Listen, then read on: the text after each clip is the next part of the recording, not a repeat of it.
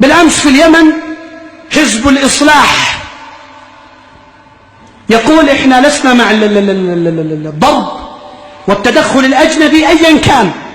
يا رجل ما كشفت عورتك كشفت، جاء الضرب يستر عورتك، كنت فارا في الجبال مخفيا بين المغر وكنا لا نرى لك صوتا.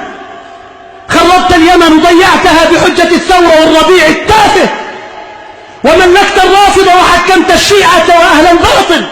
ولما جاء رد شعرنا فيه فرحا، جئت تقول إحنا نريد أن نحافظ على موارد الدولة ومؤسساتها.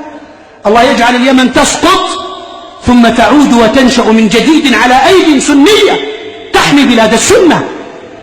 أيها الحزبي الدعي، أين أنت لما جاء الحوثيون يدورون صنعاء ومحافظات اليمن ويدخلون على المرأة اليمنية في دارها فيكشفون عورتها؟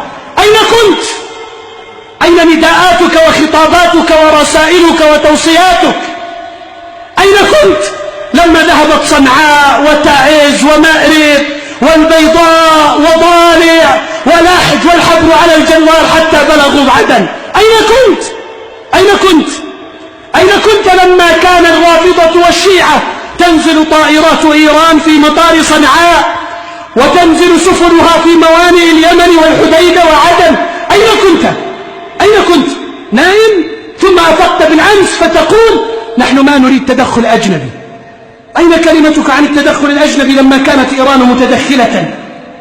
أم لأننا نرى إيرانا ليس عدوا ويمكن أن نجتمع نحن وإيران كحزبيين على دعوى مقاتلة عدونا وهم الأمريكان واليهود، وعلى دعوى التقارب بين السنة والشيعة كما فعل أسلافك؟ حتى الآن لما ضاعت اليمن إلا في اللحظة الأخيرة يقولون ما نريد تدخلا أجنبي. إيش هذا؟ أعوذ بالله منك ومن أمثالك. ما هذا الوقت ليس وقت تقول لي نحافظ ولا نريد تدخل أجنبي. هذا الوقت الذي تقول فيه زيدوا وإلا ضاعت مكة والمدينة. زيدوا والله لو بلغ الرافضة مكة والمدينة لن تروه ولن تزوروه